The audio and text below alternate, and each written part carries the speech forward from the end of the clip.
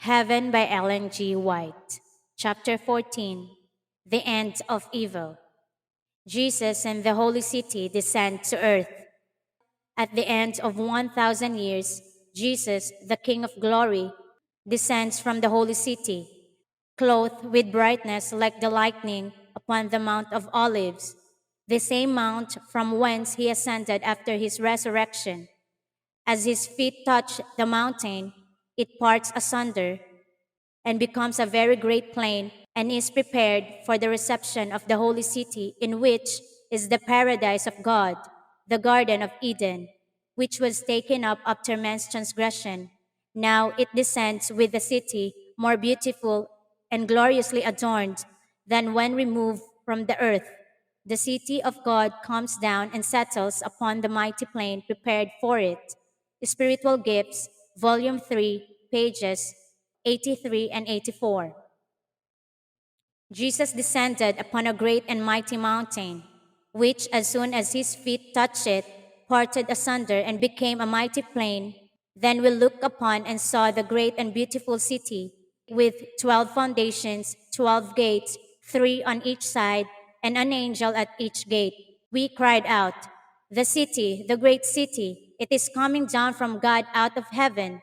And it came down in all its splendor and dazzling glory and settled in the mighty plain which Jesus had prepared for it. Spiritual Gifts, Volume 1, page 213. The marks of sin's curse visible in the resurrected wicked.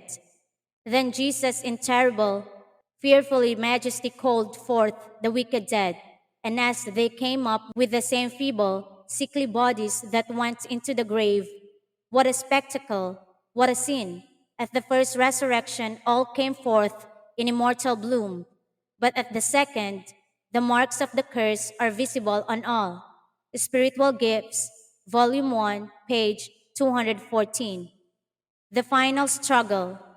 Now Satan prepares for a less mighty struggle for the supremacy, while deprived of his power and cut off from his work of deception.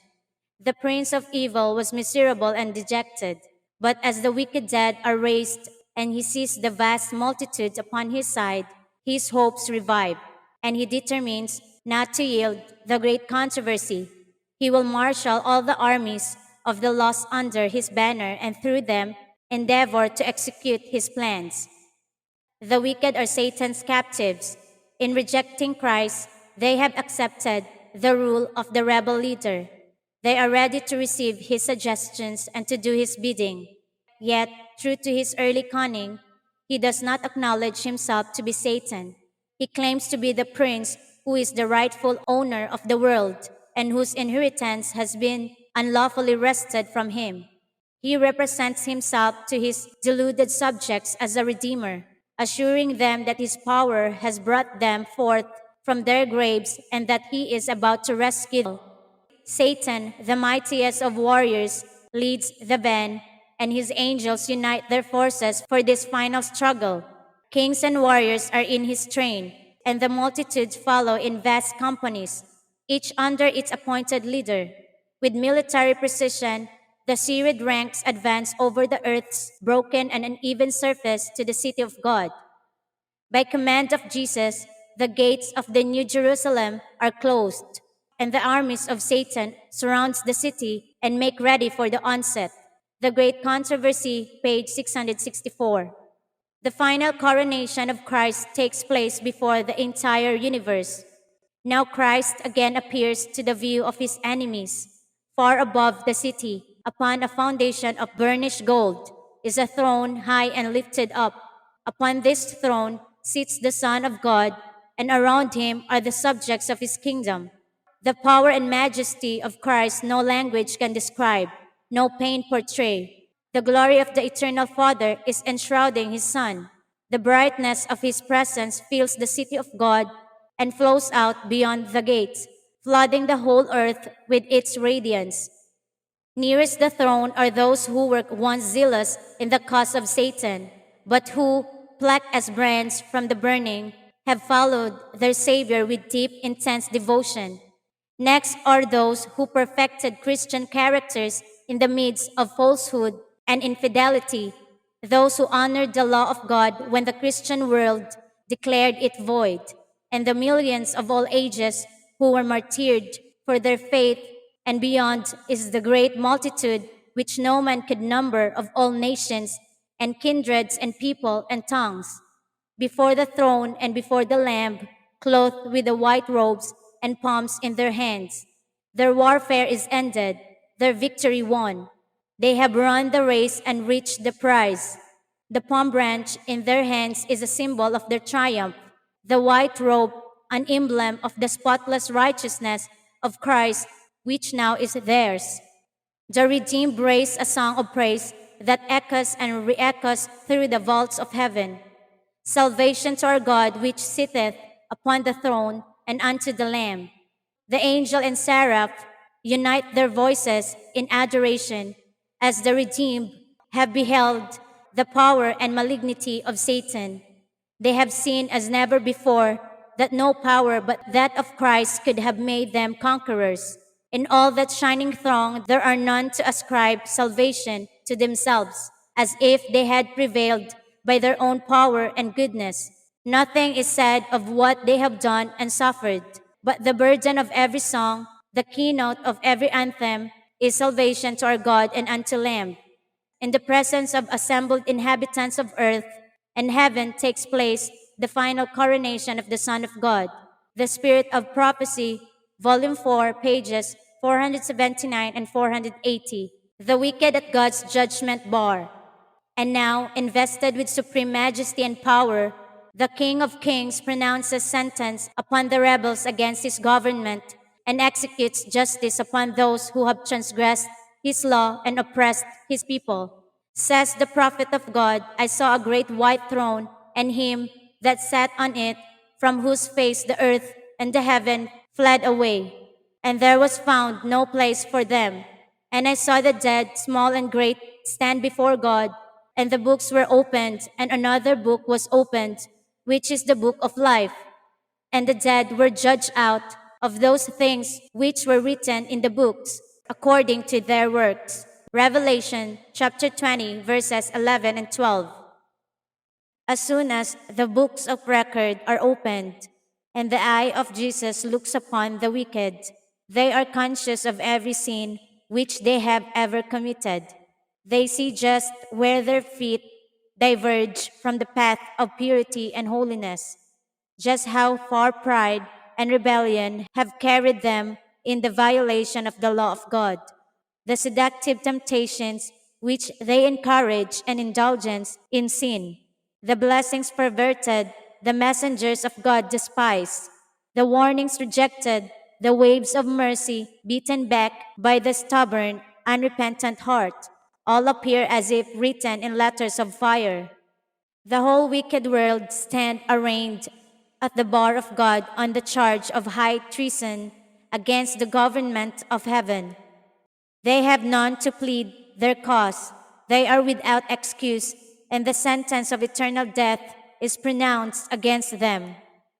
It is now evident to all that the wages of sin is not noble, independence, and eternal life, but slavery, ruin, and death.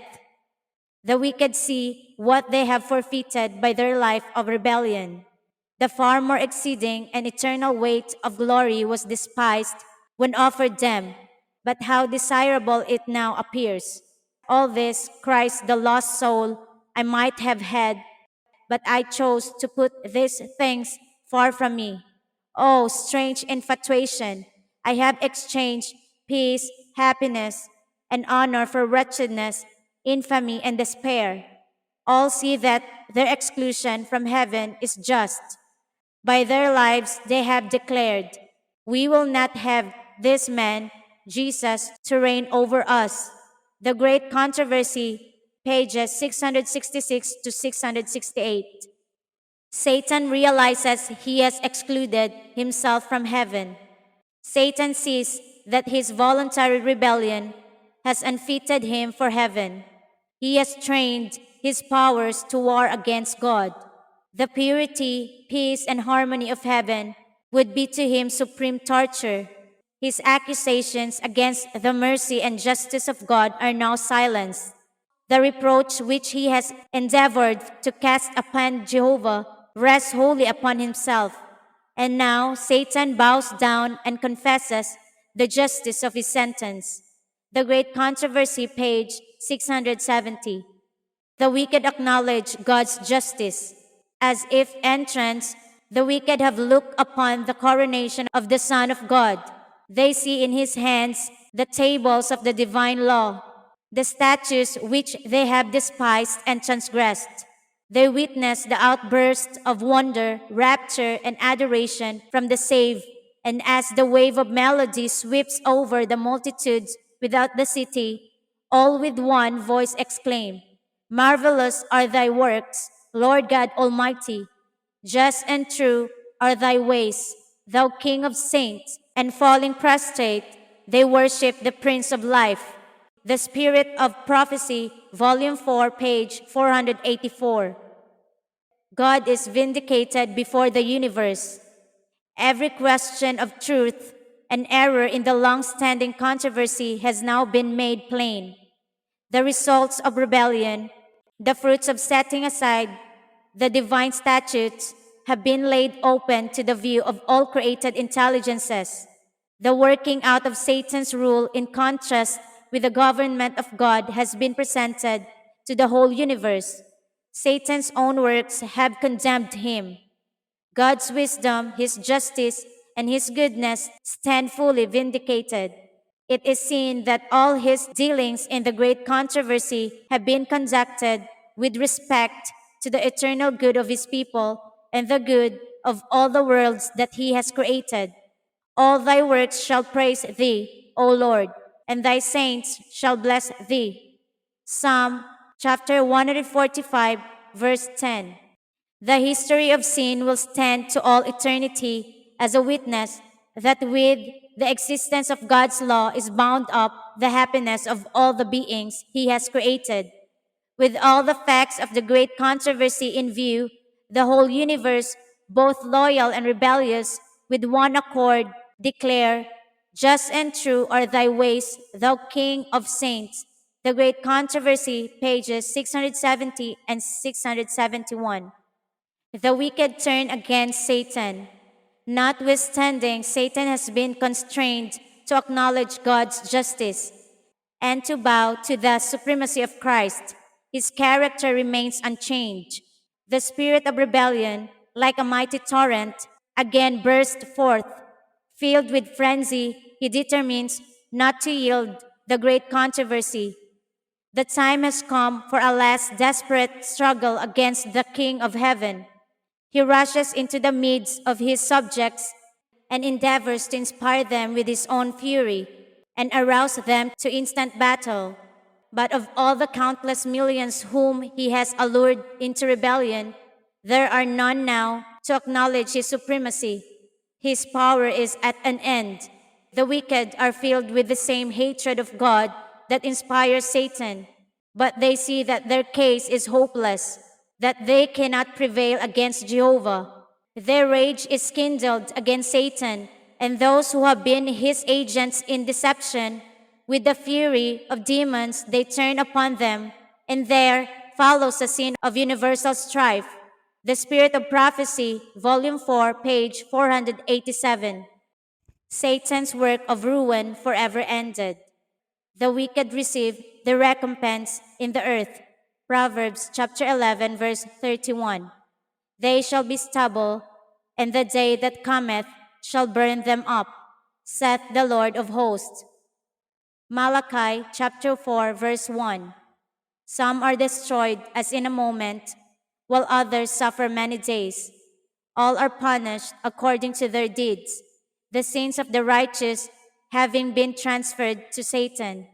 He is made to suffer not only for his own rebellion, but for all the sins which he has caused God's people to commit. His punishment is to be far greater than that of those whom he has deceived. After all have perished, who fell by his deceptions, he is still to live and suffer on. In the cleansing flames, the wicked are at last destroyed, root and branch. Satan the root, his followers the branches. The full penalty of the law has been visited, the demands of justice have been met, and heaven and earth, beholding, declare the righteousness of Jehovah. Satan's work of ruin is forever ended. For 6,000 years he has wrought his will, filling the earth with woe and causing grief throughout the universe. The whole creation has groaned and travailed together in pain. Now God's creatures are forever delivered from his presence and temptations. The whole earth is at rest and is quiet. They, the righteous, break forth into singing. Isaiah chapter 14, verse 7. And a shout of praise and triumph ascends from the whole loyal universe, the voice of a great multitude, as the voice of many waters, and as the voice of mighty thunderings, is heard saying, Alleluia, for the Lord God omnipotent reigneth. Revelation chapter 19, verse 6. The Great Controversy, page 673. A terrible mercy. It is in mercy to the universe that God will finally destroy the rejectors of his grace. The wages of sin is death, but the gift of God is eternal life through Jesus Christ our Lord. Romans chapter 6, verse 23. While life is the inheritance of the righteous, death is the portion of the wicked. Moses declared to Israel, I have set before thee this day life and good and death and evil. Deuteronomy chapter 30, verse 15. The death referred to in these scriptures is not that pronounced upon Adam, for all mankind suffer the penalty of his transgression. It is the second death that is placed in contrast with everlasting life. Thus will be made an end of sin, with all the woe and ruin which have resulted from it. Says the psalmist, Thou hast destroyed the wicked, thou hast put out their name forever and ever. O thou enemy, destructions are come to a perpetual end. Psalm chapter 9, verses 5 and 6. John in the Revelation looking forward to the eternal estate. Here's a universal anthem of praise undisturbed by one note of discord. Every creature in heaven and earth was heard ascribing glory to God. Revelation chapter 5, verse 13. There will then be no lost souls to blaspheme God as they writhe in never-ending torment. No wretched beings in hell will mingle their shrieks with the songs of the saved. The Great Controversy, pages 543 to 545. The earth purified by fire. While the earth was wrapped in the fire of destruction, the righteous abode safely in the holy city. Upon those that had part in the first resurrection, the second death has no power. While God is to the wicked a consuming fire, he is to his people both a sun and a shield. Revelation chapter 20, verse 6, Psalm chapter 84, verse 11. I saw a new heaven and a new earth, for the first heaven and the first earth were passed away. Revelation chapter 21, verse 1. The fire that consumes the wicked purifies the earth. Every trace of the curse is swept away. No eternally burning hell will keep before the ransomed the fearful consequences of sin.